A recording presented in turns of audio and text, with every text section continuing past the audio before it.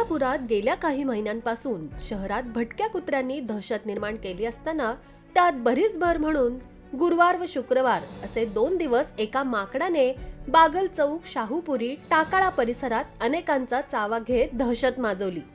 या संतापलेल्या माकडाला पकडण्यासाठी पालिकेच्या अग्निशमन दलाच्या जवानांसह वन विभागाच्या कर्मचाऱ्यांची मदत घ्यावी लागली। 8 तासांच्या थरारानंतर जवानांनी या माकडाला जेरबंद केलं। गुरुवारी सायंकाळी बागल चौक येथे जयप्रकाश नारायण उद्यानात एक माकड आलं। सुरुवातीला त्याच्याकडे गंमत म्हणून पाहता दुर्लक्ष केलं, परंतु रात्री ते काही जणांच्या अंगावर धावून जायला लागलं। राजारामपुरी परिसरात नागरिकांच्या अंगावर धावून येत होतं, त्यामुळे घाबरलेल्या नागरिकांनी महानगरपालिका अग्निशमन दलास त्याची कल्पना दिली। रात्री 1 वाहनासह काही जवान येथे पोहोचले, पण ते सापडलं नाही। अंधारही पडल्याने त्याला पकडण्याची मोहीम थांबवण्यात आली।